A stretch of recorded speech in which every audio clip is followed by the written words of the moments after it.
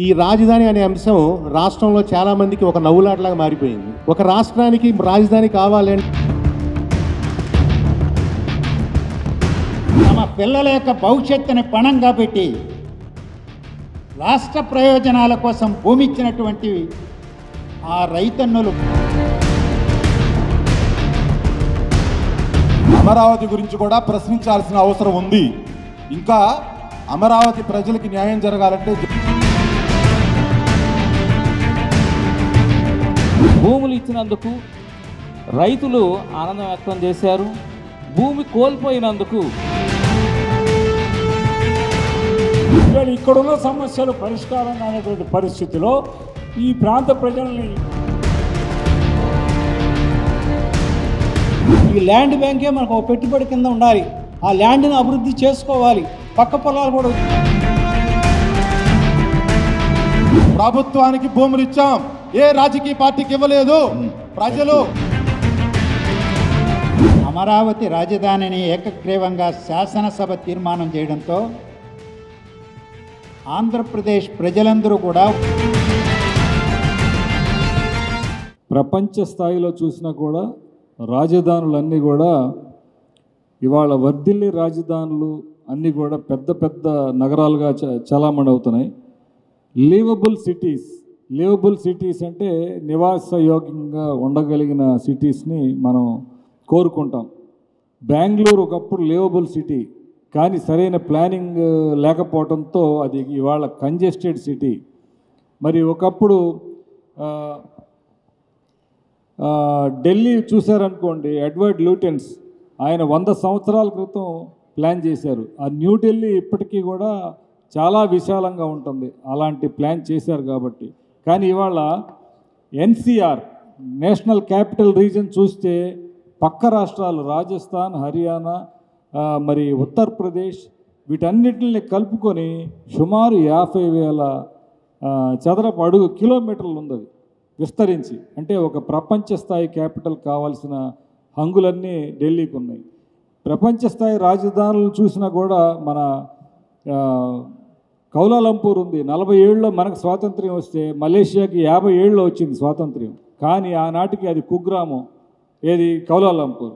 కానీ ఆ తర్వాత ఎందుకు డెవలప్ అయింది అంటే విశాలంగా వాళ్ళు ప్లాన్ చేశారు, ఆనాడే అంత పెద్దది.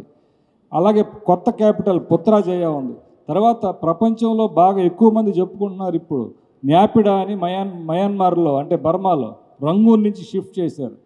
20 లేన్స్ హైవే, 20 లేన్ల హైవేలు కన్స్ట్రక్ట్ చేశారు. బహుశా ప్రపంచంలో ఏది లేదంట, అంత గొప్పగా చేసిన దేశం. మరి వాళ్ళ ఆస్థానా ఉంది, బ్రెసిలియా ఉంది. మరి మన పక్కన రోజు మాట్లాడుకున్న ఇస్లామాబాద్ ఉంది. అది one of the liveable cities in the world. ఇది సౌత్ ఏషియాలో ఇస్లామాబాద్. అది 1960లో ప్లాన్ చేయబడింది. మన ఇండియాకు వస్తే మరి చండీగఢ్ మన స్వాతంత్ర్యం సిద్ధించిన తర్వాత ప్లాన్ చేశారు. అది కూడా most liveable city in the country. అలాగే అయితే నయా రాయ్పూర్ ప్లానింగ్లో తేడాలు ఉండటం వలన ప్లేస్ అలాట్మెంట్ జరిగింది, కానీ కాంప్రిహెన్సివ్ ప్లానింగ్ లేకపోవడంతో మరి ఇదే. అలాగే మన హైదరాబాద్ చూసాం, ఇందాక వక్తలు చెప్పారు. హైదరాబాద్ సిటీ ఓల్డ్ సిటీతో కలిపితే 650 చదరపు కిలోమీటర్లు మాత్రమే. కానీ ఇవాళ metro Hyderabad is equal to 7,257 square kilometres ఇవాళ.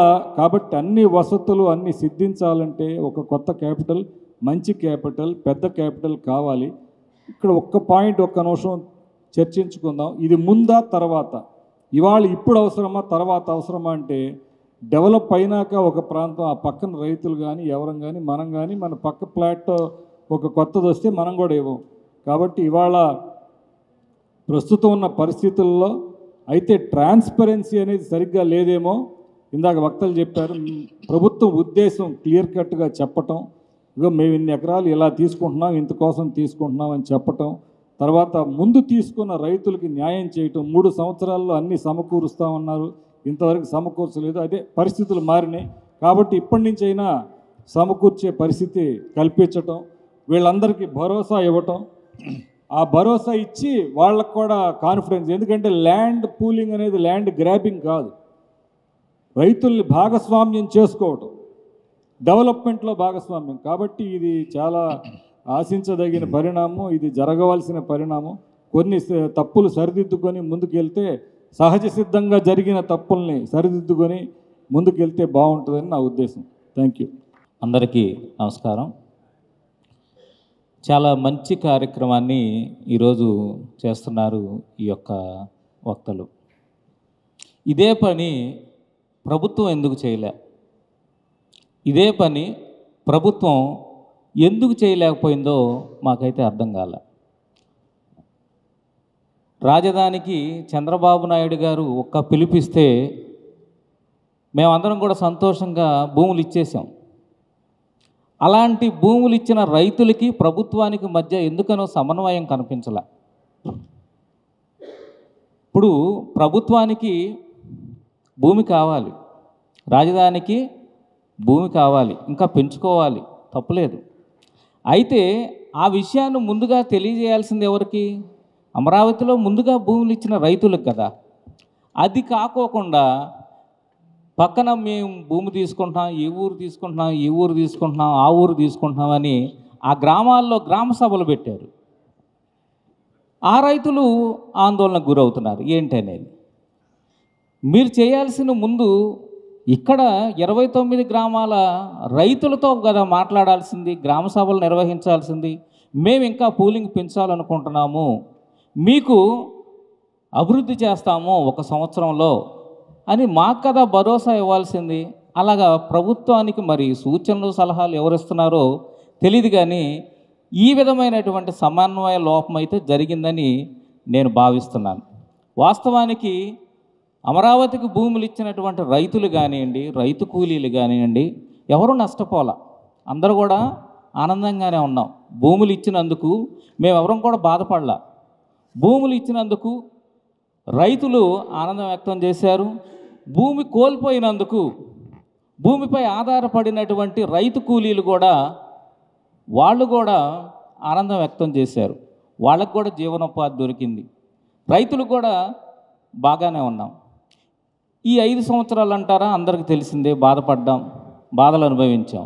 కానీ ఇప్పుడున్నటువంటి మనమందరం కూడా పోరాడి తెచ్చుకున్నటువంటి ప్రభుత్వం ఎందుకనో రైతుల వైపు చిన్న చూపు చూసిందని నా యొక్క భావన. వాస్తవానికి ఈ ప్రభుత్వం చేయవలసినటువంటి పని మమ్మల్ని ముందు తీసుకెళ్ళి ఇంకా పూలింగ్కి ఇదిగో ఈ రైతులు ఆనందంగా ఉన్నారు, ఈ రైతులు భూములు ఇచ్చారు, ఇదిగో రైతు కూలీలు బాగున్నారు, సంతోషంగా ఉన్నారు, మీరు కూడా ఇవ్వండి అని అంటే మేము కూడా ఆనందంగా అక్కడికి వెళ్ళి పూలింగ్కి ఇవ్వండి అని చెప్పేవాళ్ళం. కానీ ఆ పని చేయలే. మేము ఒకటే ఈ సభ ద్వారా మా యొక్క ఉద్దేశం తెలియజేయాలనుకుంటున్నాం. 20 రోజుల్లో 34,000 ఎకరాల్లో ఉన్నటువంటి కంప చెట్లన్నీ పీకేసింది ప్రభుత్వం తలుచుకుంటే. 34,000 ఎకరాల్లో ఉన్నటువంటి కంప చెట్లు ఎక్కడ క్రేన్లు వచ్చేసి అక్కడ పీకేసినాయి. అయితే మరి రైతులు ఇక్కడ భూములు ఇచ్చినటువంటి రైతులు కోరుకునేది ఏంటి? వారి యొక్క ఫ్లాట్లు అభివృద్ధి చేయండి అని. ప్రభుత్వం తలుచుకుంటే ఎన్ని రోజులు పట్టిద్ది? 1 సంవత్సరంలో చేసేయచ్చు. 1 సంవత్సరం ఇప్పుడు వరకు ప్రభుత్వం వచ్చిన ఈ సంవత్సరం అంతా చేసుకున్నటువంటి అప్పులు, సంక్షేమ పథకాలకు కావాల్సినవి అన్నీ కూడా ఈ సంవత్సరంలో అన్ని పథకాలు అమలు చేసింది ప్రభుత్వం. ఇక నుంచి మేము కోరుకునేది అంటే 1 సంవత్సరం టార్గెట్ పెట్టుకోండి. 1 సంవత్సరం టార్గెట్ పెట్టుకొని అమరావతిలో ఉన్నటువంటి రైతులు ఇచ్చినటువంటి రిటర్నబుల్ ఫ్లాట్లన్నీ కూడా అభివృద్ధి చేయండి. తర్వాత ఇంకా 3 సంవత్సరాలు ఉంది. ఆ 3 సంవత్సరాల్లో కొత్త ల్యాండ్ పూలింగ్కి వెళ్ళండి. మేము కూడా వస్తాం. మేము కూడా వచ్చి అందరం కూడా సహకరించి కొత్త ల్యాండ్ పూలింగ్కి ఎంత కావాలంటే అంత మేము కూడా వచ్చి ప్రభుత్వంతో పాటు కలిసి పనిచేయడానికి మేమంతా సిద్ధంగా ఉండాలని తెలియజేస్తున్నాం. జై అమరావతి. Thank you. ఇందాక ఒక పెద్దలు చెప్పినట్టు, నాకు పేరు గుర్తులేదు, ఒక విజనరీ లీడర్ అంటే భవిష్యత్తు గురించి చాలా ముందుగా ఆలోచించి ప్రణాళికలు తీసుకునే విధంగా ఉండాలి అని. అదే సమయంలో అదే విజనరీ లీడర్కి నేను కోరుకునేది ఏంటంటే ప్రజల దగ్గర నుండి నమ్మకాన్ని పొందగలిగే లీడర్గా కూడా ఉండాలి. నేను ఈ మాట ఎందుకు అంటున్నానంటే, ఒకసారి 2014-15లో మేము రాజధానికి భూములు ఇచ్చినప్పుడు అనేకమైన అపనమ్మకాలు. ఎందుకంటే కొత్త పాలసీ ఇంతవరకు ప్రపంచంలో ఎక్కడ జరగలేదు, మన కోసమే వచ్చింది, రాజధాని కోసం వచ్చింది. కాబట్టి అనేక సందేహాలు మా దగ్గర ఉన్నా కానీ వాటిలో చాలా వరకు నివృత్తి చేసుకుంటూ వెళ్ళాం, ముందుకు అందరూ ఉత్సాహంగా వెళ్ళాం. కానీ ఆ తర్వాత మారిన రాజకీయ పరిణామాలు కావచ్చు, మన దురదృష్టం కావచ్చు, ఈ రాజధాని అనే అంశం రాష్ట్రంలో చాలామందికి ఒక నవ్వులాటలాగా మారిపోయింది. ఒక రాష్ట్రానికి రాజధాని కావాలంటే ఎంత నమ్మకంతో అయితే 34,000 భూములు మేము ఇవ్వటం, గవర్నమెంట్ ఒక 20,000 కలిపి 54,000 ఎకరాలని రాజధానికి ఇచ్చాము రాష్ట్ర ప్రభుత్వానికి. ఆ నమ్మకాన్ని అప్పుడు ఉన్న ప్రభుత్వం కానీ ఇప్పుడు జరుగుతున్న ప్రభుత్వం కానీ నిలబెట్టుకోగలిగిందా? అదొక చిన్న మౌలికమైన ప్రశ్న. అంటే నేనేదో ఇప్పుడున్న ప్రభుత్వం మీద ఏదో అపనమ్మకంతో చెప్తున్నాను కాదు. ఎందుకంటే మనం కొన్ని ఉదాహరణలు తీసుకుందాం. దాదాపు 10 కోట్ల పైన మేము రాజధాని ఇక్కడే ఉంటుంది అని న్యాయబద్ధంగా చట్టబద్ధంగా గెజిట్ నోటిఫికేషన్ ఇప్పించడం కోసం సుప్రీంకోర్టు వరకు వెళ్ళి ఫైట్ చేసి 10-15 కోట్ల రూపాయలు మేము రాజధాని రైతులను ఎకరానికి ఎంత నేర్చుకొని ఖర్చు పెట్టాల్సి వచ్చింది. ఇప్పటికీ ఆ చట్టబద్ధత లేదు. రేపు మీరు వెళ్ళబోయేటటువంటి 40,000, 50,000 ఎకరాల గ్రామాల ప్రజలకు కూడా ఇదే వచ్చే డౌట్ ఏంటంటే, రేపు మళ్ళీ గవర్నమెంట్ మారితే మళ్ళీ 3 రాజధానులు అంటే మా పరిస్థితి ఏంటి? అదొకటి ముఖ్యమైన పాయింట్. అయితే ఇంకొకటి 9.14 అగ్రిమెంట్లో ఉన్నటువంటి అనేకమైన ఒప్పందాలకి ఈ రోజుకి కూడా ఆచరణకు నోచుకోలే.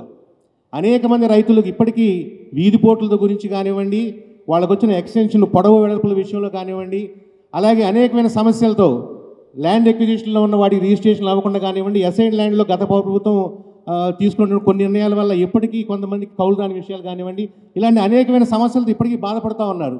ఇవన్నీ పక్క ప్రాంతాల ప్రజలు చూస్తూనే ఉన్నారు. వాళ్ళు అడిగింది అదే. మొన్న గ్రామ సభలు పెట్టినప్పుడు కూడా ఆ గ్రామాల్లో ఇచ్చిన రాజధానికి భూములు ఇచ్చిన రైతులకు మీరు చేసే న్యాయం ఏంటి, మీరు మళ్ళీ మాకు చేస్తారన్న నమ్మకం ఏంటి అన్న ప్రశ్న చాలా చోట్ల ఉత్పన్నమైంది.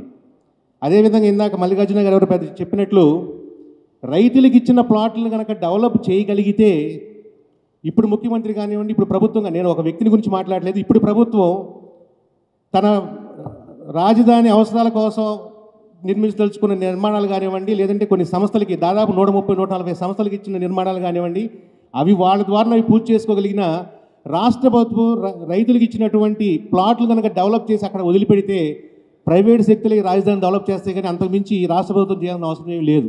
దానికి మన ఉదాహరణలు కూడా చూసాం, హైటెక్ సిటీ దగ్గర నుంచి అనేక విధాలుగా. కాబట్టి నేను అనేది నమ్మకం అనేది రాగలిగితే 40,000 ఎకరాలు కాదు, 1,00,000 ఎకరాలకైనా పక్క ప్రాంతాల్లో ఉన్న ప్రజలు వాళ్ళు స్వచ్ఛందంగా ముందుకొచ్చి భూములు ఇస్తారు. దీర్ఘకాలికంగా ఏ సమస్య అయినా తీసుకున్నప్పుడు, మనం ఏదైనా ప్రణాళిక తీసుకున్నప్పుడు దీర్ఘకాలిక ప్రణాళికలు ఏంటి, స్వల్పకాలిక ప్రణాళికలు ఏంటి, వచ్చే సమస్యలు ఏంటి, దీర్ఘకాలంలో వచ్చే సమస్యలు ఏంటి కూడా మనం ఆలోచించుకోవాలి. దీర్ఘకాలంలో మీరు చెప్పినట్లుగా లేకపోతే ఈ రాష్ట్ర ప్రభుత్వం ఆలోచించినట్లుగా ఆ విజనరీ ఆలోచనల ప్రకారం తప్పనిసరిగా ల్యాండ్ పూలింగ్ ఎక్స్పాన్షన్కి వెళ్లాల్సిందే. అత్యధికమైన భూమి నాకు కావాల్సిందే. ఎందుకంటే దాంతోపాటే నేను ఇచ్చిన భూమి కానివ్వండి, నా ప్రాంతంలో భూమి కానీ వాడి విలువ పెరుగుతుంది. ఒక అనుకున్నటువంటి మన అందమైన కళ్ళగల రాజధాని నగరం ఇక్కడ మనకి ఏర్పాటు అవుతుంది. కానీ ఆ పరిణామంలో ఎప్పుడో మబ్బులో నీళ్లు చూసి కొండవలకు పోసిన విధానంగా రాజధాని రైతులు కానివ్వండి, ఏ రైతు కూడా ఉండరు. ఎందుకంటే ఎలక్షన్లో ఓటేసే వాళ్ళకి కానివ్వండి, పక్క ప్రాంతాల వాళ్ళకి కానివ్వండి, ఇది ఒక చిన్న సమస్య కావచ్చు, కానీ భూములు ఇచ్చే రైతులకు మాత్రం ఇది జీవిత సమస్య. కాబట్టి వాటిని త్యాగం చేసేటప్పుడు మాత్రం ఇవన్నీ ఆలోచించకుండా ఏ రైతు ఉండడు. కాబట్టి ముందుగా ఈ ప్రాంత రైతుల్ని, ఆల్రెడీ భూములు ఇచ్చిన రైతుల్ని, అలాగే రేపు ఎవరి కోసమైతే వెళ్తున్నారో ఆ ప్రాంత రైతుల్ని కూడా నమ్మించగలిగి వాళ్ళ నమ్మకాన్ని పొందగలిగితే 40,000 కాదు 1,00,000 ఎకరాలైనా వాళ్ళు ఇవ్వడానికి సిద్ధంగా ఉంటారు. కాబట్టి ముందు ఇక్కడ ఉన్నటువంటి సమస్యలను పరిష్కరిస్తున్నామన్న నమ్మకం అన్న పక్క ప్రాంతాల వాళ్ళు కలిగించే విధంగా కనుక ఈ ప్రభుత్వం ప్రయత్నించగలిగితే, ఆ నమ్మకాన్ని ఒకసారి ప్రజల్లోకి తీసుకురాగలిగితే తప్పనిసరిగా వాళ్ళు అనుకున్న దానికన్నా ఎక్కువే ఇంకా రాజధానికి భూములు వస్తాయి. అది రావాలని కూడా నేను కోరుకుంటున్నాను. విశ్వవ్యాప్త నగరాలు ఎన్నైతే ఉన్నాయో ఇందా మన పెద్దలు వివరించినట్లుగా వాటి స్థాయి కన్నా అంతకన్నా మించి కూడా మన రాజధాని అమరావతి ఎంతకన్నా గొప్పగా కూడా అభివృద్ధి చెందగలదన్న నమ్మకం అయితే నాకుంది. కావాల్సిందంతా ఏంటంటే కేవలం ఆలోచన చాలా గొప్పది, ఆచరణలో ఉన్న లోటుపాట్లు కనుక సవరించుకోకపోతే ఇది మొదటికే మోసం వచ్చే అవకాశం ఉంది. ఈ ఎక్స్పాన్షన్ కోసం వేరే రైతులు ముందుకు వచ్చే అయితే లేదు. ధన్యవాదాలు. రాజధానికి ఇప్పటికే ఇచ్చినటువంటి రైతుల భూముల్ని కనుక ఇప్పుడున్న ప్రభుత్వం ఖచ్చితంగా నిర్దిష్టంగా ఈ సమయంలో ఇలా చేస్తామని ఒక స్పష్టమైన హామీ రైతులకి ఇచ్చి నచ్చజెప్పితే తర్వాత పరిణామాలు పక్కన్న రైతులు కూడా ఆ విశ్వాసాన్ని పరిగణలో తీసుకుని తీసుకుంటానికి అవకాశం ఉంటుంది. కాబట్టి మొట్టమొదటి ప్రభుత్వం రైతుల ప్రతినిధులను కూర్చోబెట్టి కాల పరిమితి పెట్టి ఎంతవరకు అభివృద్ధి చేస్తాం, ఎలా చేస్తాం ఒక స్పష్టమైన ప్రణాళిక ఇవ్వటం అనేది జరగాలి. ఇందాక మన ఆడిటర్ గారు వాళ్ళు కూడా చెప్పినట్టు అసలు ప్రభుత్వం ఎడిషనల్గా భూములు తీసుకుంటానని బిఫోర్ కానీ ప్రజలకి ప్రత్యక్షంగా కానీ చెప్పి కన్విన్స్ చేసి మాట్లాడటం అనేది జరగకోకుండా కేవలం సిఆర్డీ అధికారులు మంత్రి గారు మాట్లాడి 8,000 ఎకరాలు తీసుకుంటామంటే చెప్పారు. చుట్టుపక్కల రైతులు ఇవ్వడానికి సిద్ధంగా ఉన్నా కూడా అసలు మొట్టమొదటి రైతులకి ఏం చేస్తారో వాళ్ళకి ఏం చేయాలి అనే ఒక స్పష్టమైన వైఖరి ఇవ్వాలి. రెండోది బాబు గారు కనుక లేదా ఈ ప్రభుత్వ అధికారులు ఎవరైనా తీసుకోవాలనుకుంటే రాజధాని ప్రణాళిక ఏదైతే సిఆర్డీఏ ప్రణాళిక రాజధాని బృహత్తర ప్రణాళిక ఉందో ఈ ప్రణాళిక ఎంత దూరంలో ఉన్న పొలాల వరకు కావాలనుకుంటే ముందే ఆ ప్రణాళికని అమలుపరిచే ప్రయత్నం చేయాలి. ఎప్పుడైతే ఒక ప్రణాళిక ఉంటుందో ఎవరు పొలం తీసుకున్నా ఆ 1000 గజాల్లో ఆ 250 గజాలు మాత్రమే వస్తాయి. మనం ఉంచుకున్నా లేకపోయినా అదే జరుగుతుంది, ఇవాళ ఇచ్చినా రేపు ఇచ్చినా కూడా అదే జరుగుతుందని ఒక స్పష్టమైన వాతావరణం కనుక ఈ ప్రణాళిక ద్వారా సిఆర్డీఏ కనుక ముందే ప్రకటిస్తే ఆటోమేటిక్గా పొలాలు ఉంచుకోవాలో లేదా తేల్చుకుంటారో ఆటోమేటిక్గా ఇవ్వడానికి కూడా పాసిబిలిటీ ఉంటుంది. రెండోది ఇప్పుడున్న ప్రభుత్వం కేంద్ర ప్రభుత్వం కానీ డబ్బులు తీసుకుని ఖర్చు పెట్టి ఏదో ఒక విధంగా ఈ రాజధాని పూర్తి చేయడానికి అవకాశాలు ఇవ్వట్లేదు, డబ్బు కూడా లేదు. ఈ ల్యాండ్ బ్యాంకే మనకు ఒక పెట్టుబడి కింద ఉండాలి, ఆ ల్యాండ్ని అభివృద్ధి చేసుకోవాలి. పక్క పొలాలు కూడా వచ్చి ఇచ్చే అవకాశాలు ఎవరైతే ఇస్తున్నారో వాళ్ళందరి దగ్గర తీసుకోవాలి. తీసుకుని వాటి ద్వారా ఎకరానికి ₹1 కోటి చొప్పున బ్యాంకర్స్ ఇవ్వడానికి సిద్ధపడ్డారు. కాబట్టి ఆ వచ్చే డబ్బులతో బాబు గారు ఇప్పుడు ఉన్న మొట్టమొదటి విడత రైతులకు సంబంధించిన ప్లాట్లను అభివృద్ధి చేయడం కానీ ఇతరతర పనులు చేయడానికి అవకాశం ఉంటుంది. కాబట్టి ల్యాండ్ బ్యాంక్ అనేది తప్పనిసరి. అట్లాగే హైదరాబాద్తో పోల్చుకోకూడదు మనం, ఎందుకంటే హైదరాబాద్లో కావాల్సినంత ల్యాండు చాలా కారు చౌక ల్యాండు, అప్పటికే అభివృద్ధి చెందినటువంటి ప్రాంతం అది. కాబట్టి ఎక్స్టెండ్ చేసుకుంటూ వెళ్ళటం తేలిక. ఇక్కడ ప్రతి రూపాయి మనమే ఖర్చు పెట్టాలి, పైగా అక్కడికి అయ్యే ఖర్చు చాలా తక్కువ. ఇక్కడ మనం నేల నుంచి కనీసం 6 అడుగుల పునాది వేసుకుంటూ వెళ్ళాలి. ఇంత ఖర్చుతో కూడినటువంటి ఈ శ్రమని దీన్ని దృష్టిలో పెట్టుకుని రాబోయే కాలంలో ల్యాండ్ బ్యాంకింగ్ అవకాశం ఇచ్చే విధంగా రైతు 2వ విడత కూడా అవకాశం రావాలని, దాని మొదటి విడత రైతులకి పూర్తి సహకారం అందించి ప్రభుత్వం వాళ్ళకి నమ్మకాన్ని కలిగించాలని నేను కోరుకుంటున్నాను. Thank you very much. మనకి ల్యాండ్ పూలింగ్ అనేది కొత్త విషయం. మనకి ఆ ల్యాండ్ పూలింగ్లో వచ్చినటువంటి రకరకాల ఇబ్బందుల వలన ప్రభుత్వం కూడా ఏదైతే కనుక చెప్పిందో ఇబ్బందులు ఏదైతే ఉన్నాయో మిగులు భూమి ఉంటుందని చెప్పేసి సెల్ఫ్ సస్టైన్ ప్రాజెక్ట్ అని చెప్పిన దాంట్లో కొన్ని అవాంతరాలు ఏర్పడినాయి. కొంత మిగులు భూమి అనేది ఆ మిగులు అనేది ప్రభుత్వానికి కనిపించకుండా నిరుపయోగంగా ఉండిపోయింది. దానివల్ల మనకి ఫర్దర్గా ప్రాజెక్ట్ అనేది ముందుకు వెళ్ళాలంటే కనుక ల్యాండ్ అవసరమైంది. అందు గురించి నెక్స్ట్ పూలింగ్ అనేది కనుక కంపల్సరీగా మనం వెళ్ళాలి. ఎందుకంటే కనుక పెద్ద పెద్ద రోడ్లు నిర్మించుకొని అవి యొక్క నేషనల్ హైవేకి కనెక్టివిటీ అయ్యి అట్లాగే ఎయిర్పోర్ట్స్ కానీ అట్లాంటివి కూడా ఇవాళ రోజున ఏంటంటే పోస్ట్ ఆఫీసులు అనేది లేదు, కానీ కార్గో సిస్టమ్ అనేది బాగా పెరిగింది. ప్రతి ఒక్క చోట కూడా కార్గో, ఇంటి ముందు ఏమో 3 పడవల లాంటి కార్లు ఉంటాయి, బట్ పార్కింగ్ మటుకు సైకిల్కి మాత్రమే ఉంటుంది. సో అట్లాంటి పరిస్థితులు ఉన్నటువంటి ఈ నేపథ్యంలో మనం పూలింగ్కి వెళ్ళి ల్యాండ్ బ్యాంక్ ఉంటే కనుక వివిధ రకాల సంస్థలు వస్తాయి. ఆ సంస్థలకి కానీ నేషనలైజేషన్లో ఏమవుతుందంటే ఇప్పుడు ఎక్కడికైనా సరే అంటే వర్క్ ఫ్రమ్ హోమ్ కింద చేసుకునేటటువంటి సదుపాయం ఉంది. కానీ ఆ సంస్థలు వచ్చి ఇక్కడ మన సంస్థ ఇక్కడ ఎందుకు ఇక్కడ ఈ యొక్క వాళ్ళ యొక్క సంస్థని ప్రారంభించాలి, వాళ్ళకి వచ్చే ఉపయోగం ఏంటి అనేది మనం చెప్పాలంటే కనుక ఇక్కడ ల్యాండ్ బ్యాంక్ చూపించేసి ఇక్కడ పెట్టుకుంటే కనుక మీ బిజినెస్తో పాటు ల్యాండ్ వాల్యూ కూడా పెరుగుతుంది, మీ యొక్క సంస్థ వాల్యూ పెరుగుతుందని ఎక్స్ప్లెయిన్ చేసి తీసుకురావాల్సిన పరిస్థితి వచ్చింది. కాబట్టి సంస్థలు అనేవి కూడా మన ప్రాంతానికి రావడానికి చాలా ఇబ్బందికర పరిస్థితులు ఉన్నాయి. కానీ ప్రభుత్వం వాటన్నిటిని కూడా అధిగమించి తీసుకొస్తూ ఉంది. మనం అందరం కూడా సహకరించాలి. అయితే ప్రజా రాజధానిలో ముందు ప్రజలు నివాసం ఏర్పరచుకోవడానికి ముందు ఇక్కడ ఎవరైతే కనుక ముందు పూలింగ్ ఇచ్చారో ఆ ప్రజా రాజధానిలో భావితరాల వారు భవిష్యత్తు నివాసయోగ్యంగా ఉండేటట్టుగా ముందు ప్రభుత్వం అవకాశాలు కల్పించాలని కోరుకుంటున్నాను. సిటిజన్స్ ఫర్ డెమోక్రసీ వారికి కృతజ్ఞత తెలియజేస్తున్నాను. అట్లానే మా ఉద్యమంలో కూడా ఈ సిటిజన్స్ ఫర్ డెమోక్రసీ మాకు పూర్తి సహకారం అందించి మాకు సపోర్ట్ చేసినందుకు మరొకసారి వారికి కృతజ్ఞత తెలియజేస్తున్నాను. ఇవాళ చర్చ భూమి ఎక్స్పాన్షన్కి వెళ్ళాలా లేదనే విషయం. దీనికి ముందుగా మనం ఆలోచించాల్సింది ఏంటంటే ఇందాక ఎవరు అన్నారు ఎన్ఆర్ఐలు కాదు మన లోకల్ వాళ్ళు నిర్ణయించాలండి. అట్లానే మన లోకల్ వాళ్ళే కాదు, దీంట్లో భూమి ఇవ్వాల్సిన రైతులు కూడా సంప్రదించాల్సిన అవసరం ఎంతైనా ఉంది. ఎందుకంటే భూమి మొదటి విడతలో మా రైతులందరితో గ్రామ సభలు పెట్టి అడిగారు, మేము ఇచ్చాం. ఇవాళ సెకండ్ ఫేజ్ ఎక్స్పాండ్కి వెళ్ళేటప్పుడు ఆ రైతు అంతే ఉంది. అది నేను మొదటగా చెప్తున్నాను. దానికి ఇప్పుడు ఒక ఫస్ట్ ఫేజ్లో ఈ చేస్తాం, ఇట్లా చేస్తాం, ఇట్లా చేస్తాం అనేది మాకు చెప్పి మా దగ్గర భూమి తీసుకున్నారు. అట్లానే సెకండ్ ఫేజ్లో కూడా ప్రభుత్వం వాళ్ళు ఇవాళ జరుగుతున్నటువంటి డెవలప్మెంట్లో కొన్ని చిన్న చిన్న లోపాలు ఆలస్యం జరిగితే జరగవచ్చు, కానీ దానికి చాలా అవాంతరాలు ఉన్నాయి. అవన్నీ ప్రజలందరికీ తెలుసు. 5 సంవత్సరాల కాలం మరుగున పడిపోయింది. ఆ తర్వాత వచ్చిన తర్వాత పాడుపడిన ఇంటిని బాగు చేసుకున్నట్టుగా వాళ్ళు మొదలుపెట్టారు. ప్రభుత్వం నడుస్తున్న ఈ కార్యక్రమాలు. దీంట్లో చిన్న చిన్న అవాంతరాలు ఏమైనా ఉన్నా కూడా లోటుపాట్లు ఉంటే సరిదిద్దాల్సిన అవసరం ప్రభుత్వానికి మా రైతులకి ఉంది.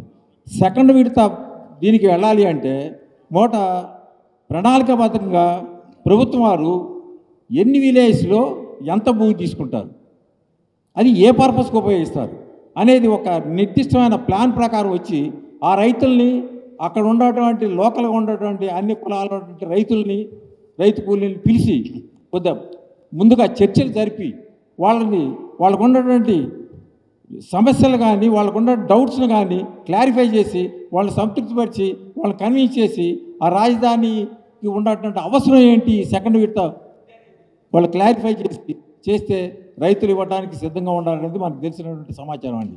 కాకపోతే ఏంటంటే ఖచ్చితమైన ఇప్పుడు నిర్దిష్టమైన ప్లాన్ ప్రకారం రావాలి. ఎంత భూమి కావాలి, ఏ అవసరాలు, ఎక్కడెక్కడ ఏం పెడతారు, ఏమేమి డెవలప్ చేస్తారు అనేది ఒక ప్లాన్ ప్రకారం చేయాలి. ఈ రకమైనటువంటి ప్లాన్ తోడు వచ్చి వాళ్ళని సంతృప్తిపరిచి వాళ్ళ సందేహాలు నివృత్తి చేసి రెండో విడత భూమి సేకరణ చేయాల్సిన అవసరం ఉంది. ఆ సేకరణ జరిగితేనే పరిపూర్ణమైన ఫుల్ ప్లెడ్జ్డ్ క్యాపిటల్ అనేది జరుగుతుంది. అనేక రకాలుగా ఆర్థిక పరంగా కానీ, మరి సంపద కేంద్రంగా, పర్యాటక కేంద్రంగా కానీ. కాబట్టి రెండో విడత భూమి సేకరణ జరగాలి. అదొక నిర్దిష్ట ప్లాన్ ప్రకారం జరగాలని మా అభిప్రాయం. నిర్మాణం చేసేటప్పుడు రాజధాని నిర్మాణం, రాజధాని బృహత్తర నగరం నిర్మాణం అన్నప్పుడు అప్పుడు ప్రభుత్వం బృహత్తర నగరానికే మొగ్గు చూపటం, దాని ఆధారంగానే రైతులు కూడా సహకరించడం జరిగింది. కాబట్టి ఈవేళ ప్రభుత్వం 26 జిల్లాల యొక్క ప్రజలకి రాజధానిలో భాగస్వామ్యం ఉంది కాబట్టి విస్తరణకి వెళ్ళటం అనేది సహజం. దాన్ని మనం స్వాగతించాల్సినటువంటి అవసరం కూడా ఉంది. అదే సమయంలో ఈవేళ కేంద్ర ప్రభుత్వం, రాష్ట్ర ప్రభుత్వం కలిసి ప్రయాణం చేస్తున్నాయి కాబట్టి అవసరమైన నిధులకు ఇబ్బంది లేకుండా సమకూరుస్తున్నారు కాబట్టి ఈవేళ రాజధాని నిర్మాణం వేగం అందుకుంటున్నట్లో ఎలాంటి సందేహం కూడా లేదు. అయితే ఈవేళ మనం నేషనల్ హైవేస్కి ఎట్లయితే ఒక నెల ముందుగా ఆ ప్రాజెక్టు పూర్తి చేస్తే ఒక 10% వాళ్ళకి ఇన్సెంటివ్ ఇస్తారో, అట్లానే ఇక్కడ రాజధాని నిర్మాణాల్లో కూడా ఎంత త్వరగా పూర్తి చేస్తే ఆ యొక్క గుత్తేదారులకు, కాంట్రాక్టర్లకి ఇన్సెంటివ్ ఇవ్వటం ద్వారా వాళ్ళు నిర్దేశించిన సమయంలో ఈ యొక్క ప్రాజెక్టు పూర్తి చేసే విధంగా అటు రైతులకు కానీ ఇటు నిర్మాణాలకు కానీ ఇబ్బంది లేకుండా చేసే విధంగా ప్రయత్నించే అవకాశం ఉంది. అందువల్ల ఇవాళ రైతులకి ఈ యొక్క రాజధాని నిర్మాణం అప్పుడు రైతుల యొక్క భాగస్వామ్యం ఉంటుందని అప్పుడు ప్రభుత్వం చెప్పినప్పుడు అందరూ కూడా సంతోషంగా ఇవ్వటం జరిగింది. రాజధాని నిర్మాణం కొంత అప్పుడు ఉన్న ఇబ్బందులు కానివ్వండి, తర్వాత వచ్చిన ఇబ్బందులు కానీ కొనుక్కుంటూ పడతాం. ఇప్పుడు పట్టాలెక్కింది కాబట్టి దీన్ని సక్రమంగా ఎట్లా త్వరగా పూర్తి చేయాలనేది దానికి రైతులు కూడా పూర్తి సహకారం అందిస్తారు. అయితే ప్రభుత్వం వైపు నుంచి పారదర్శకత ఉండాలి. రెండో వైపున ఏం జరుగుతుంది, ఏదైతే గత ప్రభుత్వంలో రైతాంగం, ప్రజలు, రాష్ట్రం ఇబ్బంది పడ్డారో దానికోసం ఈ యొక్క రైతులందరూ కూడా ఉద్యమం చేశారో దానికి ప్రాతినిధ్యం వచ్చిన జేఏసీ, జాయింట్ యాక్షన్ కమిటీ అనేది నేటి మంత్రి గారిని గెలవడానికి 14 నెలలు పట్టింది. 14 నెలల వరకు ఈ జేఏసీకి అపాయింట్మెంటే దొరకనప్పుడు ఈ యొక్క రాజధాని యొక్క ప్రజల సమస్యలను కానివ్వండి, రైతుల సమస్యలను కానివ్వండి, ఆ గ్రీవెన్సెస్ను వాళ్ళ దగ్గరకు తీసుకెళ్ళేటువంటి అవకాశమే కలగాలి. అంటే ఏంటంటే ప్రభుత్వంలో పారదర్శకత లోపిస్తుంది. ఆ పారదర్శకత ఉంటేనే మనం ముందుకెళ్ళగలుగుతాం. ప్రభుత్వాన్ని విశ్వసించాలి ప్రజలు, దాని ఆధారంగానే భవిష్యత్తు ముందుకెళ్తుంది. ఈవేళ ఇక్కడున్న సమస్యలు పరిష్కారం కానటువంటి పరిస్థితిలో ఈ ప్రాంత ప్రజల్ని ఈవేళ మనకు వర్షాలు వచ్చినాయి. అదే కనుక ఇక్కడ ఉన్న ప్రజల్ని భాగస్వాములుగా ఉన్నట్లయితే ఎక్కడ ఎంత పరిణామం తూములు వేయాలి, నీళ్ళు ఎట్లా పోతే వాళ్ళకి స్పష్టంగా తెలుసు. వాళ్ళు సలహాలు ఇస్తారు, వాళ్ళకి వెన్నుదన్నుగా ఉంటారు. కానీ అది ఒకటి లోపించింది. ఇలాంటి పరిస్థితుల్లో కొత్తగా పూలింగ్ తీసుకోండి, ఇబ్బంది ఏం లేదు. కానీ వాళ్ళు విశ్వసించాలి కదా మన ప్రభుత్వాలని. అందుకని ఏంటంటే ఇక్కడున్న సమస్యలు పరిష్కరించడం ద్వారా, ఇక్కడ ఉన్న ప్రజల్ని పరిగణనలోకి తీసుకురావడం ద్వారా వాళ్ళని కూడా భాగస్వాములు చేస్తామనే నమ్మకం భవిష్యత్తులో పూలింగ్ తీసుకునే వాళ్ళు కూడా కలిగించడం ద్వారా మాత్రమే ఈ ప్రాజెక్టు సత్వరం అవడానికి ముందుకెళ్ళడానికి అవకాశం ఉంటుంది. అట్లానే అనేకమైనటువంటి విషయాల్లో ఇప్పుడు ఏదైతే ఇక్కడ వాళ్ళు ఇబ్బందులు పడుతున్నారో అవి మాకు జరగకుండా చూడాలనేది వాళ్ళకి ఉంటుంది. కాబట్టి వాటిని అన్నింటినీ అటెండ్ చేస్తామనే ఒక భరోసా వాళ్ళకి కల్పిస్తే ఖచ్చితంగా భయమైన రాజధాని ఈ ప్రభుత్వం నిర్మించడం అనేది ఎటువంటి సందేహం కూడా లేదు. సమస్య చాలా సంక్లిష్టమైందని నా అభిప్రాయం. నా దృక్పథం భిన్నమైనటువంటిది. 90 సంవత్సరాల సుదీర్ఘమైనటువంటి తెలుగు జాతి చరిత్రలో రాష్ట్రం, రాజధాని చుట్టూ చాలా సంక్లిష్టమైనటువంటి చరిత్ర, పోరాటాల చరిత్ర మిళితమై ఉన్నదనేది మనం ముందు పరిగణలోకి తీసుకొని ఆ కోణం నుంచి పాఠాలు నేర్చుకొని ప్రభుత్వం, రాజకీయ పార్టీలు, ప్రజలు కూడా రాజధాని అంశాన్ని ఆలోచించవలసి వచ్చింది విధిలేని పరిస్థితుల్లో. 2014 తర్వాత అమరావతి రాజధానిని ఏకగ్రీవంగా శాసనసభ తీర్మానం చేయడంతో ఆంధ్రప్రదేశ్ ప్రజలందరూ కూడా ఊపిరి పీల్చుకున్నాం.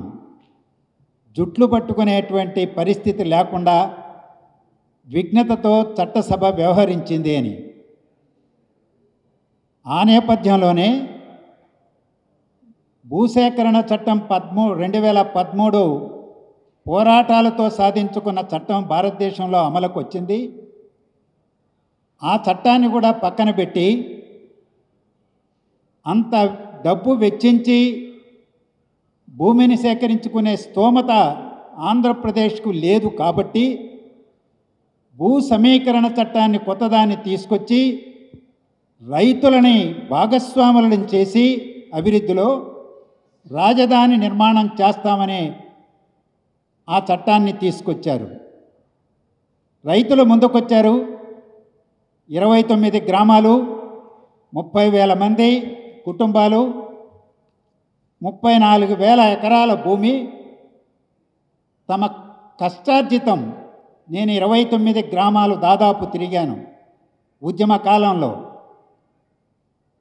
పిల్లల బోర్డులు పట్టుకొని ముందు కూర్చుంటే కన్నీళ్ళు వచ్చాయి. తమ పిల్లల యొక్క భవిష్యత్తుని పణంగా పెట్టి రాష్ట్ర ప్రయోజనాల కోసం భూమి ఇచ్చినటువంటి ఆ రైతన్నులు మొదటి లబ్ధిదారులుగా ఈ రాష్ట్ర రాజధాని నిర్మాణంలో మిగలాలి. అందుకనే అధ్యక్షుల వారు అడిగినప్పుడు ముందు వినడానికి నేను వచ్చానని చెప్పాను. వినాలని నాడు విన్నాను, నేను విన్నాను, ఇంకా వినాల్సినటువంటిది ఉంది. సమస్య 34,000, 50,000 అనేటువంటిదిగా సమస్య. ఆ భూములు ఇచ్చేటువంటి వాళ్ళు మొదటి లబ్ధిదారులుగా నిలుస్తారా లేదా? వాళ్ళ భవిష్యత్తుకు, వాళ్ళ కుటుంబాలకి, పిల్లలకి భరోసా ఈ ప్రభుత్వం కల్పిస్తుందా లేదా? ఆంధ్రప్రదేశ్ హైకోర్టు ఒక చారిత్రాత్మకమైనటువంటి తీర్పు ఇచ్చింది. ఆ తీర్పును కొలబద్దగా పెట్టుకొని ప్రామాణికంగా ఇవాళ చర్యలు చేపట్టాలి, కాలబద్ధంగా చేపట్టాలి. అది మాండమస్ జడ్జిమెంట్. గత ప్రభుత్వం ఇగ్నోర్ చేసింది. ఈ ప్రభుత్వం ఇగ్నోర్ చేస్తుందా లేదా పాటిస్తుందా? ఇది తేలాలి. గన్నవరం ఎయిర్పోర్ట్ సరిపోతుందా లేదా? అక్కడ భూములు తీసుకున్నారు, వాళ్ళకు కూడా ఇక్కడ ఇస్తామన్నారు. సమస్యే. నేను దేశాలు తిరిగా, విద్యార్థి దశ నుంచి కూడా. మనం లండన్ లాంటిది కావాలి, హైదరాబాదు, బెంగళూరు. నిజమే, హైదరాబాద్ సిటీ రేపటిగా కావాలని కోరుకుంటున్నా నేను.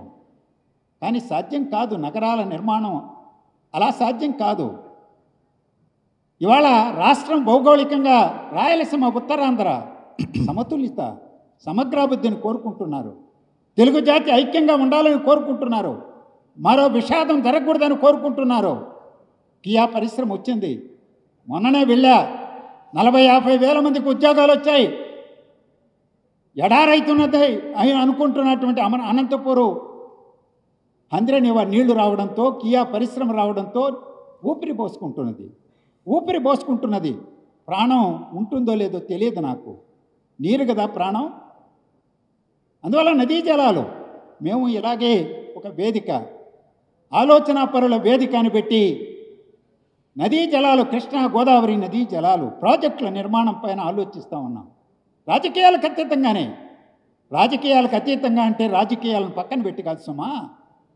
మన జీవితాలే రాజకీయాలతో ముడిపడి ఉన్నటువంటిది. రాజకీయ వ్యవస్థే నిర్ణయిస్తుంది. ఎవరు రాజధాని అంశాన్ని వివాదాస్పదం చేశారు? ఎవరు 3 రాజధానుల ముక్కలాట ఆడారు? తెలుగు ప్రజల యొక్క ఐక్యతను విచ్ఛిన్నం చేయడానికి ప్రయత్నాలు జరిగిన రాజకీయమే. అందువల్ల రాజకీయాలకు అతీతంగా ఏది ఉండదు సుమా. అందుకని చాలా సంక్లిష్టమైనటువంటి సమస్య. లోతుగా అధ్యయనం చేయాలి, మేధోమథనం జరగాలి. రమేష్ గారు చెప్పినట్టు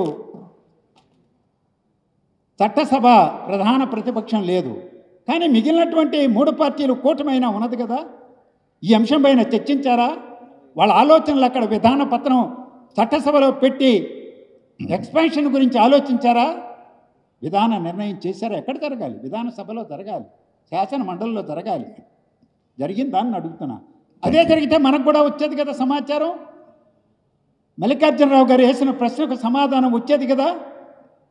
అంటే చీకట్లో కూర్చొని మనం మాట్లాడుకోవాల్సిన పరిస్థితి, ఊహాగానాలతో అనుమానాల మధ్య మాట్లాడుకోవాల్సిన పరిస్థితి. రాజకీయ పార్టీలు చచ్చాయా? వాళ్ళని కూర్చొని పెట్టి మాట్లాడకూడదా? ప్రజాస్వామ్య వ్యవస్థ కాదా మనది? ఆల్ పార్టీ మీటింగ్ పిలవకూడదా? ఒక్క మాట చెప్పి ముగిస్తున్నాను. ప్రజాస్వామ్యంలో రాజకీయ పార్టీల యొక్క వాణి వినాలి, చట్టసభలో చర్చించాలి, ప్రజల భావనలు తెలుసుకోవాలి. రాజధాని రైతులకు సంబంధించిందే కాదు. నాడు చెప్పాను, నేడు చెబుతున్నాను, రేపు చెబుతాను. విమర్శ ప్రభుత్వాలకు వ్యతిరేకం కాదు. ఎస్ ఆర్ నో, అవునా కాదా అని చెప్పడానికి మనం ఈ వేదిక దగ్గరికి రావాల్సిన పనిలే, ప్రభుత్వం దగ్గరికి వెళ్ళాల్సిన పనిలే. సమస్య పైన లోతుగా ఆలోచన చేయడానికి, విమర్శనాత్మకంగా ఆలోచన చేయడానికి, సహేతుకమైనటువంటి రాష్ట్ర భవిష్యత్తుకు బాటలు వేసే నిర్ణయం తీసుకోవడానికి చర్చ అవసరం అని నేను కోరుకుంటున్నాను. ప్రోగ్రామ్స్ అప్పుడప్పుడు జరుగుతూ ఉండకపోతే గవర్నమెంట్కి కొద్దిగా తెలియపరుస్తూ ఉండాలి. నేను కోరుకునేది ఏంటంటే, చట్టబద్ధత అమరావతి చాలా అవసరం అండి. అది పోయినసారి అన్ని పార్టీలు సపోర్ట్ చేసినాయి, కానీ అప్పుడు చట్టబద్ధత చేయలేదు. చట్టబద్ధత చేయకపోవటాన రైతులు 20 కోట్లు నష్టపోయారు లాయర్లకు పే చేసి. ఢిల్లీలో లీగల్గా 20 crores రైతులు పే చేసింది లీగల్. ఏది? మీరు చట్టబద్ధత చేయని కారణంగా. అప్పుడు అన్ని పార్టీలు సపోర్టే, ఈవెన్ ఎస్ఆర్సీపీ కూడా సపోర్టే. ఇట్లా ఏ పని చేసినా ఒక చట్టబద్ధత అనేది ఉండాలండి. బ్లాక్ అండ్ వైట్గా ఉండాలి. అంతేగాని ఓవరాల్గా టీవీల్లో, పేపర్లో స్టేట్మెంట్లు కాదు. రైతులు 20 కోట్లు నష్టపోయారండి. 5 సంవత్సరాలు నరకం అనిపించారు. ప్లాట్ల అలాట్మెంట్ కూడా ఇప్పుడు లాస్ వేగాస్ ఉంది, దుబాయ్ ఉంది, ఒకప్పుడు డిజర్ట్. అవన్నీ డెవలప్ చేసింది ఏంటి? అట్లానే ఇన్స్టిట్యూట్స్ అన్ని మంచి ఏరియాలు ఇవ్వటం కాదు. రైతులు అందరూ ఎలా వెంకటపాలెం రైతులు ఉన్నారండి, వాళ్ళు మంచి ల్యాండ్ ఇచ్చారు, వాళ్ళకి మంచి ప్లాట్లు ఇవ్వాలా లేదా? వాళ్ళని తీసుకెళ్ళి కొప్పరవర్లో పడేస్తాటండి. మంచి ఇన్స్టిట్యూట్స్ ఎక్కడుండే వస్తారు. ట్రాన్స్పోర్ట్ మౌలిక సదుపాయాలు ఉంటే ఎక్కడుండే వస్తారు. ఇన్స్టిట్యూట్ తీసుకెళ్ళి దూరంగా ఇవ్వాలి, కానీ ఇన్స్టిట్యూట్స్ సెంటర్లో ఉంచి రైతులకే సెంటర్లో ఇవ్వాలి. 25% రైతులు తీసుకుంది. వాళ్ళకి మంచి ప్లాట్లు ఇవ్వాలా? సిఆర్డీ ఆఫీస్ చుట్టూ రోజు రైతులు తీసుకుని ప్లాట్లు అలాట్ చేయడు. అక్కడ పో ఇట్లా ఇబ్బంది పెడతారు. ఇలాంటివన్నీ చాలా ఉన్నాయండి. ఎన్ని ఫస్ట్ టు స్ట్రీమ్ లైన్ది first phase of and second phase everybody will accepted. First streamline చేయాలండి.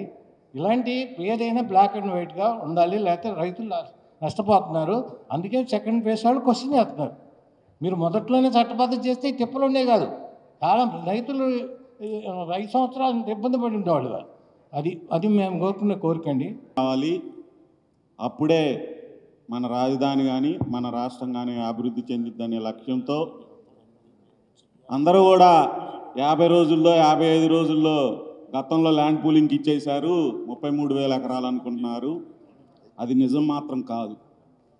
నోటిఫికేషన్ ఇవ్వక ముందే రైతులతో కానీ పార్టీలతో కానీ స్థానికంగా ఉన్నటువంటి అన్ని రకాల రాజకీయ పార్టీ నాయకులతో కానీ అక్కడ ఉన్న స్థానికులు, రైతులు, రైతు కూలీలందరితో కూడా అనేక సమావేశాలు ఏర్పాటు చేసుకొని, అదేవిధంగా లేక్ వ్యూ గెస్ట్ హౌస్లో చంద్రబాబు నాయుడు గారితో, ఆనాటి ముఖ్యమంత్రి గారితో దరిదాపుగా 3 సమావేశాలు ఏర్పాటు చేసిన తర్వాత ఈ రాజధాని మీద ఒక అవగాహన వచ్చినాక అధికార స్థాయిలో వివిధ స్థాయిలో అనేకమైనటువంటి సమన్వయం జరిగిన తర్వాత నోటిఫికేషన్ ఇస్తే, నోటిఫికేషన్ తర్వాత మాత్రమే ఈ ల్యాండ్ పూలింగ్ 33,000 ఎకరాలు సాఫీగా జరిగింది. ఈసారి ఈ ల్యాండ్ పూలింగ్ అనేది తీసుకోవటంలో ఫేజ్ 2 అన్నారు. ఆ రోజు మాతో పాటు ప్రకటించిన గ్రామాలే కాకుండా చుట్టుపక్కల గ్రామాల రైతులందరూ పంచాయతీలో తీర్మానాలు చేసి కూడా వచ్చి ముఖ్యమంత్రి గారిని రిక్వెస్ట్ చేయటం జరిగింది. నేను స్వయంగా ఆ రోజు ముఖ్యమంత్రి గారి రూమ్లోనే ఉన్నాను. నాతో పాటు సిపిఐ నాయకులు, సిపిఎం నాయకులు, బీజేపీ నాయకులు కూడా ఉన్నారు ఆ రోజు. కానీ ఆ రోజు చంద్రబాబు గారు చెప్పారు, మొదట ఇది అనుకున్నాం కదా, ఇది చేసుకొని ఆ తర్వాత తదుపరి గ్రామాలకు వెళ్దామని. అది ఒక భాగం అయితే ఇప్పుడు ఫేజ్ 2లో గందరగోళం ఏర్పడిన మాట వాస్తవం.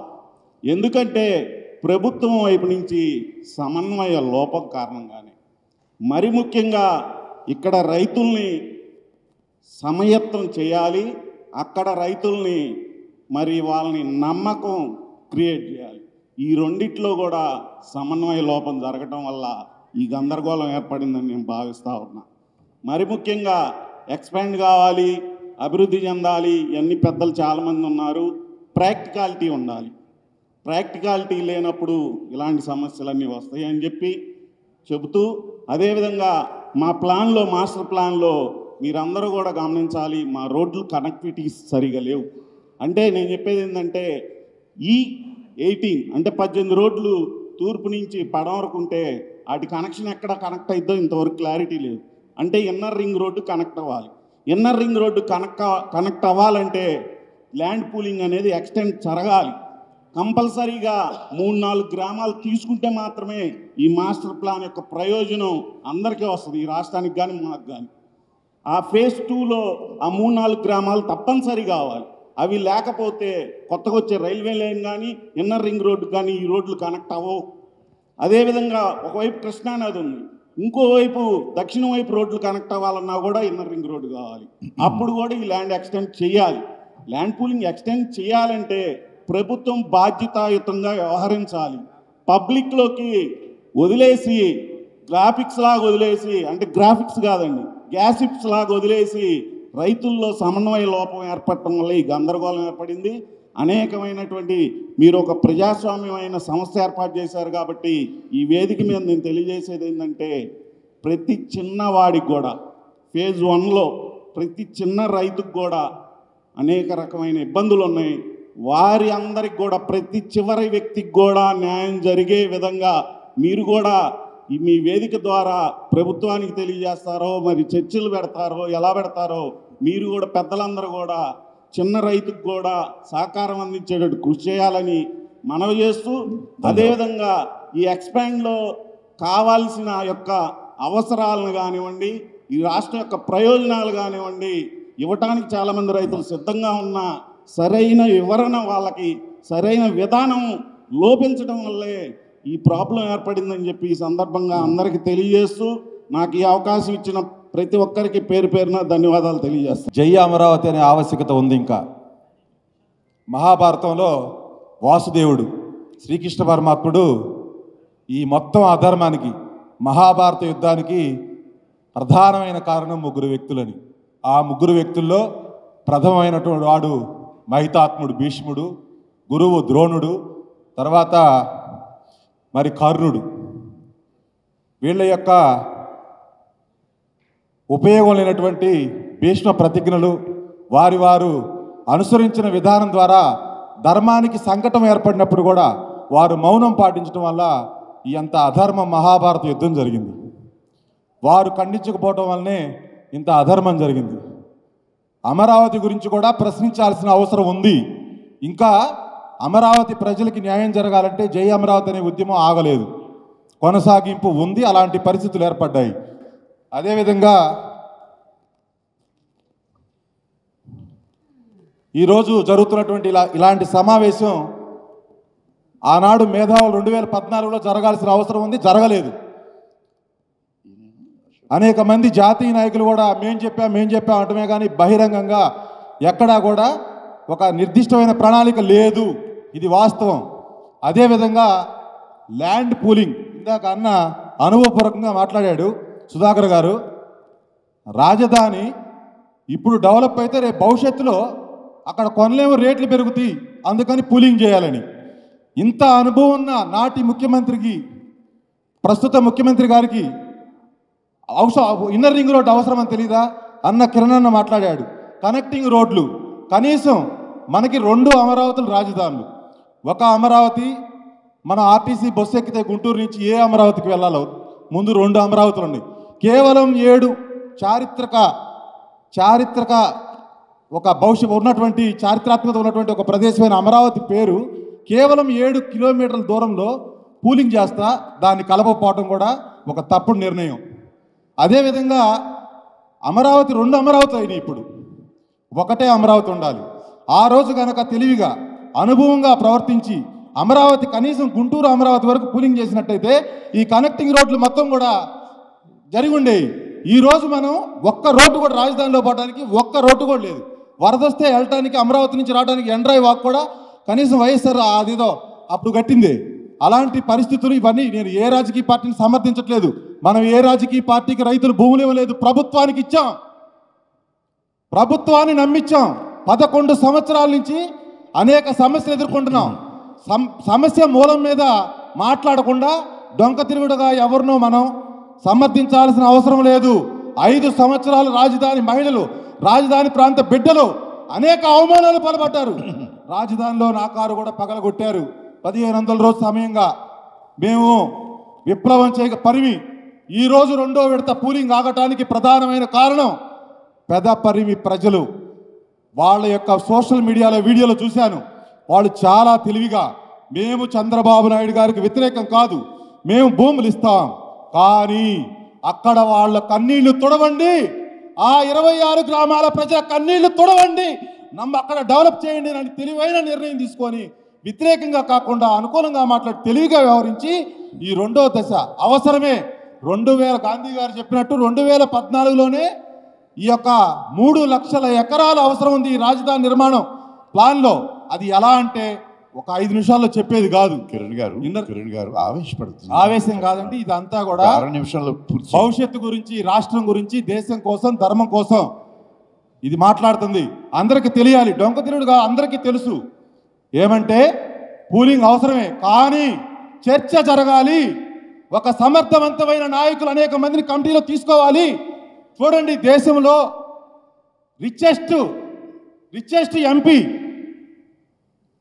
గ్లోబల్ లెవెల్లో పేరున్నటువంటి డాక్టర్ పెమ్మసాని చంద్రశేఖర్ గారు రాజకీయ అరంగేట్రం చేసి తొలేడుగా వేసి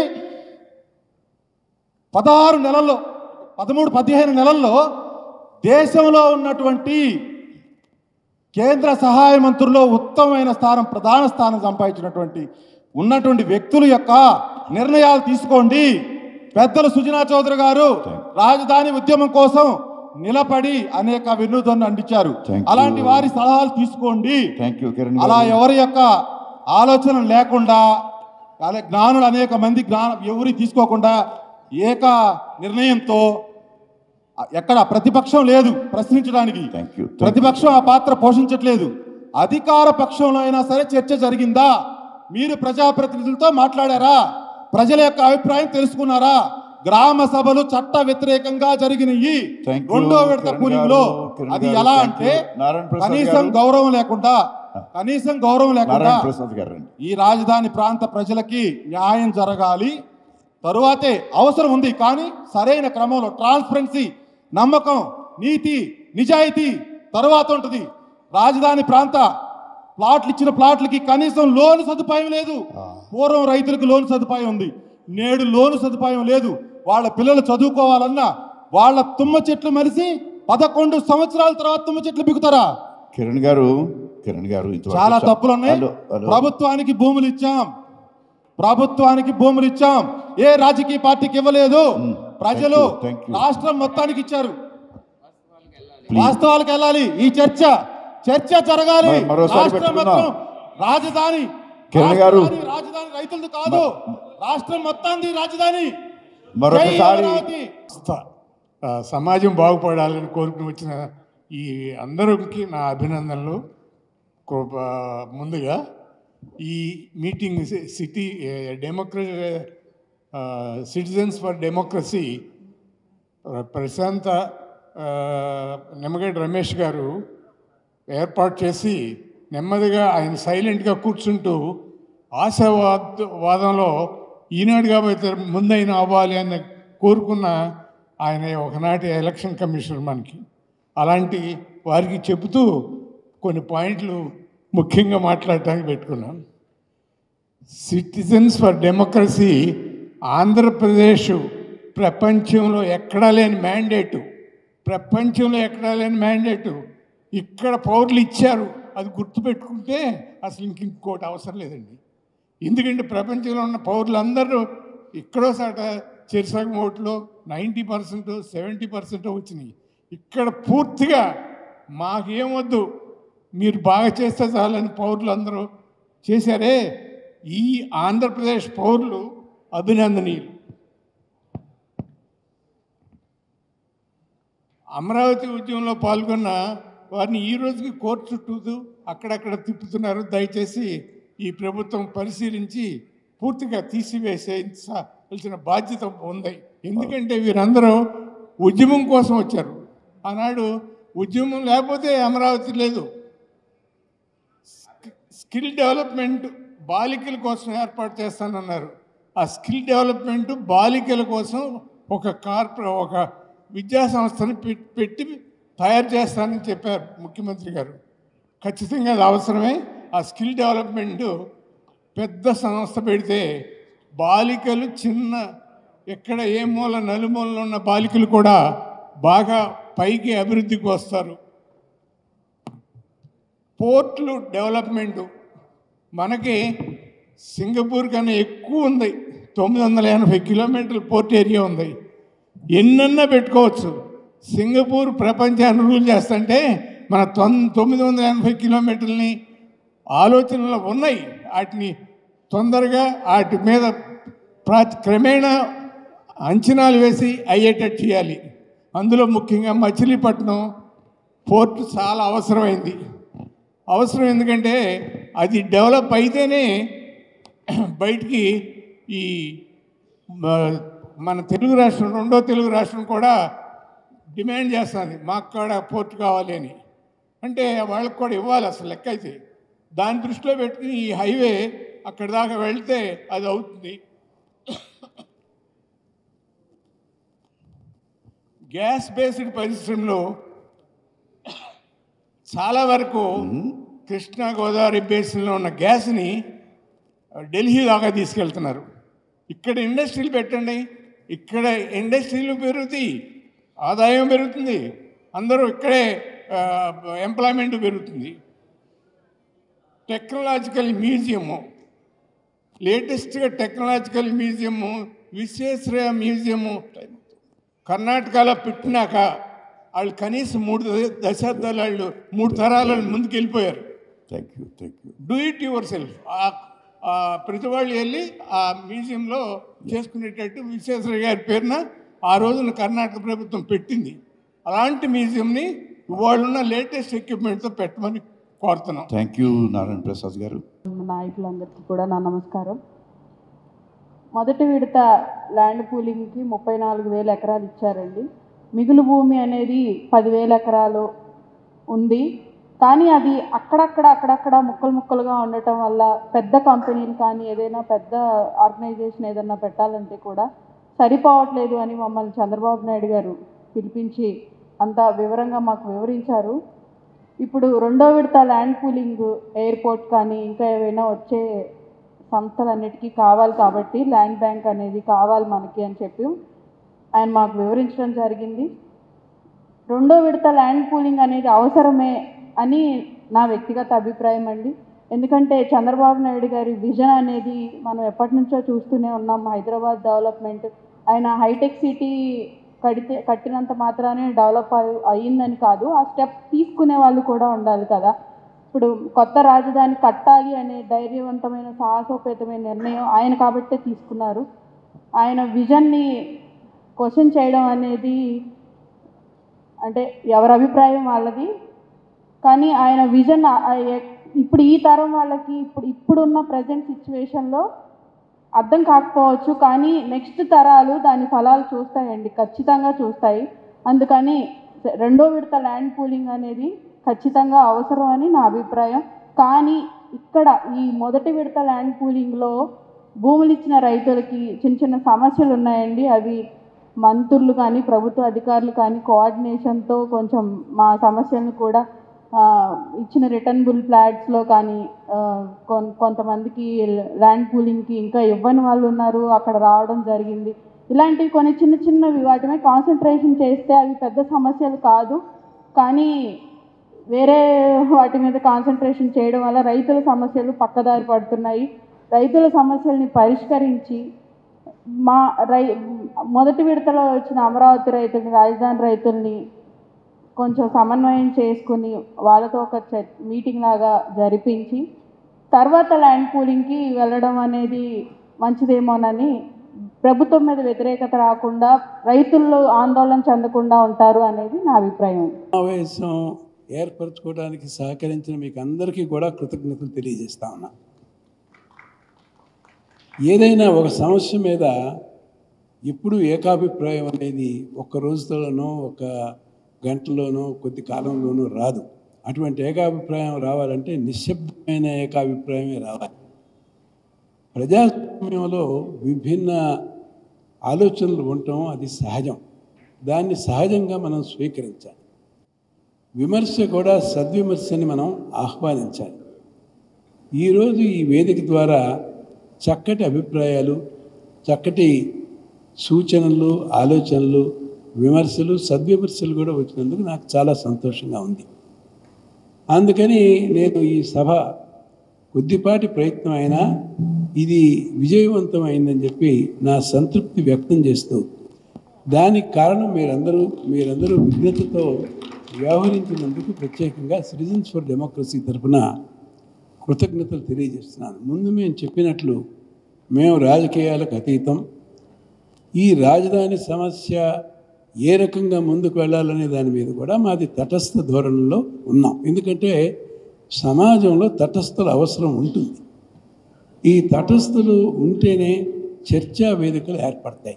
మా సొంత అభిప్రాయాలు, మా సొంత ఆలోచనలు కొంత పక్కన పెట్టి ఇటువంటి విషయాల్లో తటస్థంగా ఉండటమే హేతుబద్ధం, విజ్ఞతతో ఉండటమని చెప్పి సిఎఫ్డి సభ్యులు విశ్వసిస్తున్నాం. అదే ధోరణితోనే ముందు కూడా సహేతుకమైన చర్చ మాత్రం జరగాలి. దాంట్లో మాత్రం రాజీ అనేది ఉండకూడదు. చర్చ జరిగినందుకు నొప్పి కలుగుతుందా, ఇబ్బంది కలుగుతుందా అనే విషయాన్ని మనం పక్కన పెట్టాలి. భిన్నాభిప్రాయాలు ఉన్నప్పుడు సహనంతో వ్యవహరించాలి. దాంట్లో ఉన్న మంచిని మనం స్వీకరించగలగాలి, ప్రతిస్పందించగలగాలి. ఇది విజ్ఞతతో కూడిన విషయం అని చెప్పి నేను ముందుగానే మనవి చేశాను. ఇక్కడున్న విభిన్న అభిప్రాయాలు వ్యక్తమైన నేపథ్యంలో ఏది సబబు ఏది కాదు అని అంటే ఎవరి కోణంలో ఆలోచిస్తే వారు చెప్పిన దాంట్లో న్యాయం ఉంది, హేతుబద్ధత కూడా ఉంది. వారి దృక్పథాలుతో వారి అభిప్రాయాల వ్యక్తీకరణ కూడా చేయటానికే ఈ వేదిక అనేది ఏర్పడింది. ఈ సమకూడిన వేదికల్లో ఉన్న ఈ అభిప్రాయాలన్నీ కూడా ప్రభుత్వం ముందు వినాలి. ముందు విన్న తర్వాత విఘ్నతతో ప్రతిస్పందించాలి. ఇదే మనం అంతా కూడా కోరుతున్నాం. అటువంటి విశ్వాసం ప్రభుత్వం మీద మనకుంది. ఆ ప్రభుత్వం ఆ రకంగా ప్రవర్తిస్తుంది. ఇంకొంచెం పారదర్శకత పెంచుకొని ఈ విషయం మీద సంపూర్ణ అవగాహన కనుక కల్పించినట్లయితే దీని మీద ఉన్న కొద్దిపాటి అపోహలు కూడా తొలగిపోవడానికి ఆస్కారం ఉంటుందని చెప్పి నేను విశ్వసిస్తూ, మళ్ళీ ఇటువంటి సభలు ఇతర విషయాల మీద కానీ ఈ విషయం మీద కానీ అవసరమైనప్పుడు తగిన రీతిలో తన పౌర సమాజంగా బాధ్యత నిర్వర్తించడానికి సిఎఫ్డి ముందుకు వచ్చి ఈ కార్యక్రమాలు కూడా చేపడుతుందని మనవి చేస్తూ, మరొకసారి అందరూ హాజరైన వారికి, పెద్దలు ఎవరైతే అభిప్రాయాలు వారు వ్యక్తం చేశారో వారందరికీ మరీ కృతజ్ఞతలు తెలియజేస్తూ సిటిజన్స్ ఫర్ డెమోక్రసీ తరఫున సెలవు తీసుకుంటున్నాను. జై హింద్.